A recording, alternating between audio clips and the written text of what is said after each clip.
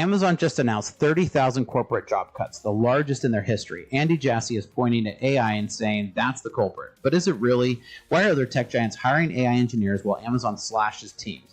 Why is AWS growth slowing when AI demand should be skyrocketing? What if I told you this has nothing to do with AI taking jobs and everything to do with CEO trying to shrink his way to profitability? After watching tech leaders for decades, I'm calling out what's really happening here, and it's not what Amazon wants you to believe. The truth is behind these cuts, and we're going to dive into it today.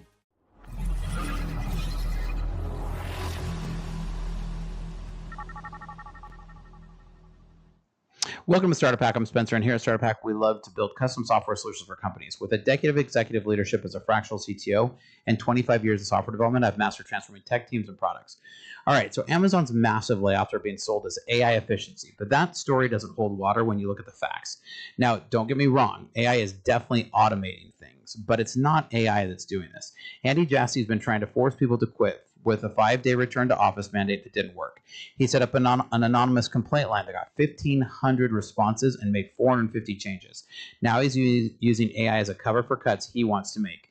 We're going to break down what's really happening here. Now, just lest anybody think, I am definitely pro capitalism, and I understand these companies can absolutely do what they want, and they can drive to profitability.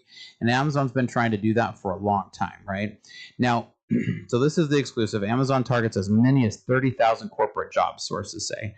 Now, the job cuts may affect HR, devices, services, and operations. Now, let's kind of talk about a couple of these. I'm sure they're really overbloated in HR because they've gone from hiring to working on RTO and firing, right? And so they probably don't need as much HR staff as they had before. Devices, this is the Alexa and a lot of the other divisions that frankly have done really, really poorly in competition. Services and operations, they've always been working to automate. This has never been a secret. Now, CEO Jassy aims to reduce bureaucracy and increase AI use. Now, I get that he can aim to increase AI use, but bureaucracy and AI are two very different things. Now, of course, here's the big kicker here is that Amazon shares rise on the announcement, right? And that's the big kicker. Now, again, don't get me wrong. Amazon has been part of, and I'm going to move my fat head out of this one. Amazon has been trying to do automation for years, and this person says they're afraid for Amazon's 30,000 job cuts are just the beginning. I actually agree that it's the beginning, but I think this is more about building on attrition, right? Leaked documents reveal the company's robotic teams plan to automate 75% of operation, potentially replacing 600,000 warehouse workers by 2033. Amazon is already drafting PR strategies to brace for the backlash. Now, as you watch this here, you can definitely see all the different machines. Now, Amazon's been building this way for a long time. This isn't new. This is a corporate strategy that's been around for a long time. And as you watch this army of robots move, I find this really fascinating. And so the thing to remember about each of these is there's not like one general AI that's being built for this. Every one of these machines are entirely different and programmed entirely differently. So if you're an engineer and you want to dive into embedded programming and robotics, clearly Amazon's going to be hiring a lot of those, right? That's not going away. And so that's kind of what I want to call out here is that it's the same thing that we've been talking about for a little while here, right? Now, Jassy's way of doing this is that he originally mandated 5 days in office, expecting people to quit voluntarily. But the thing is they didn't because they're being compensated so highly. According to Reuters and CNBC, this was supposed to drive natural attrition without severance costs. When employees refused to leave on their own terms, management needed a new excuse to cut the headcount. The RTO mandate was never about productivity. It was about reducing workforce without paying severance. Now, with these cuts announced, Amazon has to pay severance anyways after the RTO strategy failed. This tells you everything about what leadership really think of their people, expendable cost centers. Now, in June, Jassy explicitly linked AI to future workforce reductions in an internal memo. So he's been setting the stage for this. But here's the problem. AI isn't actually replacing these corporate roles yet, and everyone knows it. According to the sources, these are sales teams, marketing departments, and middle managements being cut. So we're seeing the middle management being cut all over the industry, right? Middle managers are really in a tough spot right now. Because just like in my org, I keep my org really flat. And I think more and more organizations are finding that the ability to keep your org flat makes things move faster. So AI can't negotiate enterprise contracts, build client relationships, or make strategic business decisions. This is the oldest CEO trick in the book. Blame technology for cuts that you want to make for financial reasons. When leaders use AI as a scapegoat, it damages trust across the entire organization. He could just come out and say, we're driving to efficiencies, right? But Jassy created an anonymous bureaucracy mailbox that received 1,500 complaints from employees. According to the report, this led to 450 organizational changes before these massive cuts. So think about that. Employees told leadership what was broken, leadership made the changes, and then 30,000 cuts were away. So it's kind of interesting that people, who made those 1,500 complaints, where did they think this was going to go? Where did they think this was going to end? This shows management knew there were problems, but chose layoffs over fixing the systematic issues. Now, the interesting part about this is still from a COVID glut. They overhired during COVID, just like everybody else, and they've been slowly chipping away at it, but this is a really big cut. Now they're making a deeper cut. So I've consulted with companies for years, and anonymous complaint systems without real action can destroy morale faster than anything. So when you ask for feedback, but then you've got to know that feedback is generally going to cut jobs. Now, the interesting thing about this is the AWS sales growth hit just 17.5% in Q2, which was lagging behind Microsoft Azure and Google Cloud.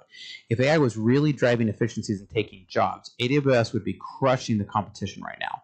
Instead, Amazon is losing cloud market share while cutting the teams that sell and support AWS. So you don't grow slower than competitors while claiming AI made you more efficient. Because as we've all used, anybody who's ever used AWS, it's not AI doing anything in there. That is the most cumbersome and annoying system. I can't stand AWS. The real story is Amazon got complacent, lost competitive edge, and now need to cut costs to maintain margins. Blaming AI lets them avoid admitting they got outplayed by Microsoft and Google in the cloud wars. Now, layoffs.fyi reports 98,000 tech layoffs already in 2025 across the industry. Microsoft, Meta, and Salesforce all made cuts too, but they are also massively hiring AI talent simultaneously. Amazon is different. They're cutting without the corresponding AI hiring spree we're seeing elsewhere. So this reveals that these aren't AI-driven efficiency cuts. They're financial optimization cuts dressed up as a technology progress. Now, tech companies learned in 2022 and 2023 that Wall Street rewards layoffs with stock price increase. Now, every CEO has the perfect excuse to make the cuts that they wanted. Just say AI did it. So Jassy wanted to flatten the organization by removing management layers, and this I can actually agree with. According to CNN and Reuters, these cuts include individual contributors, not just managers. So sales teams, marketing professionals, and support staff are getting cut, people who don't add bureaucracy. So I've been in tech leadership positions for years, and flattening usually means cutting the people leadership doesn't want to manage. So real organization flattening happens through better process and tools, not through mass layoffs. That's the thing that I don't understand, is if you're Amazon right now, why wouldn't you just use these people, redeploy them, and search? Or else they just are truly trying to get rid of this bottom 30%. Now, when a CEO says flatten, what they mean is we don't want to pay for these positions anymore. So these cuts happen right before earnings report when Amazon needs to show improving margins. Wall Street has been pressuring tech companies to control costs after the 2021-2022 hiring spree. Announcing cuts now lets Amazon report better profit margins next quarter, regardless of actual business performance. So if AI efficiency was real, you'd see it gradually reflected in metrics over time, not sudden mass layoffs. The timing proves this is a financial engineering, not technological transformation. Investors reward cuts in the short term, even when they hurt the company's long-term competitive position. Now, by publicly linking AI to job cuts, Jassy is putting fear into remaining employees. According to LinkedIn discussions, Amazon workers are now afraid that their jobs are next, even if they survive these cuts. Fear makes people less likely to negotiate, less likely to ask for raises, or less likely to push back on unreasonable demands, like 60 hours a week that most people I know who work at Amazon.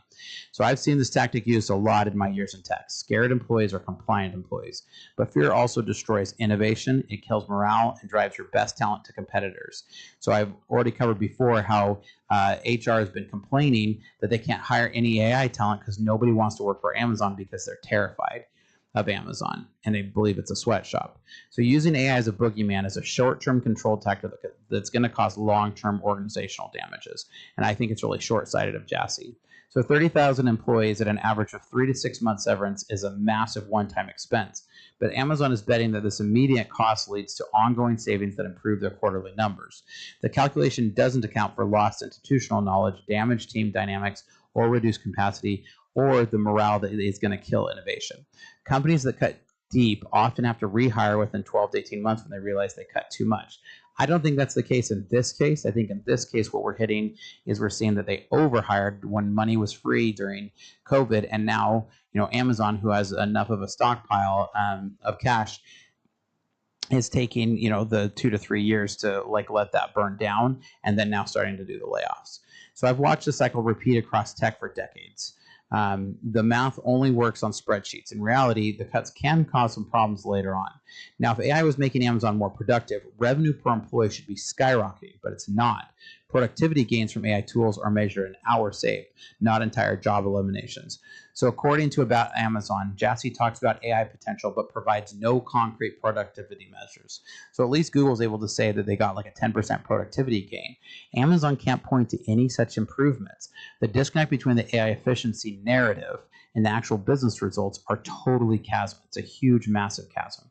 Real AI productivity shows up as better output from existing teams, not as an excuse to eliminate them. So when the CEO can't show real productivity gains, but cuts anyways, the AI story is corporate theater.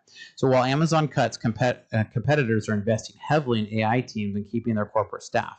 Microsoft and Google are building out their cloud AI offerings with expanded teams, not smaller ones.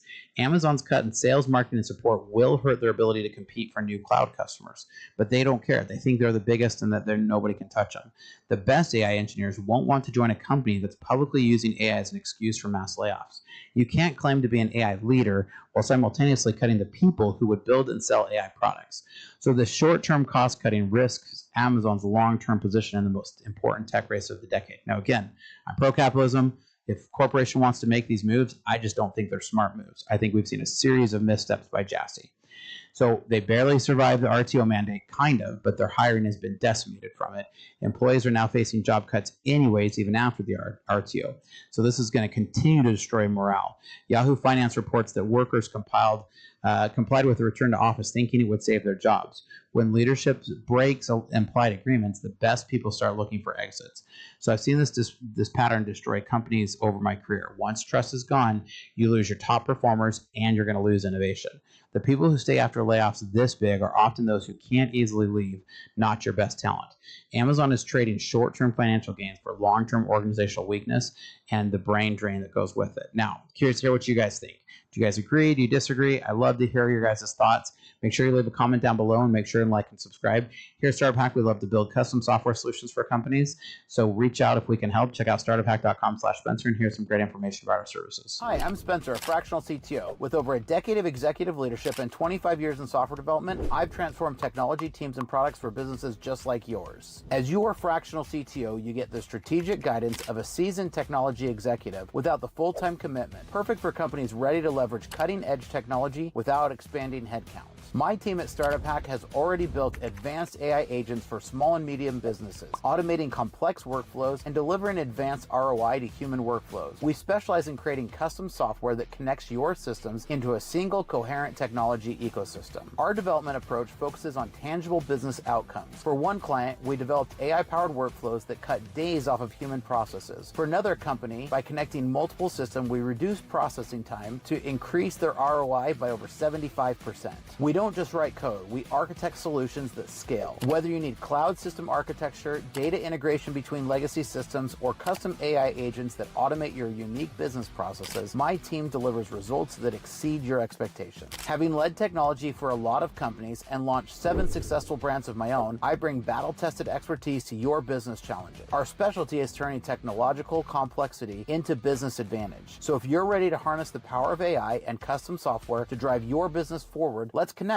Together, we'll build technology that doesn't just solve today's problems, it positions you for tomorrow's opportunities. Technology leadership, decades of experience, AI powered. Reach out today and we can help you. Check out startuphack.com/Spencer.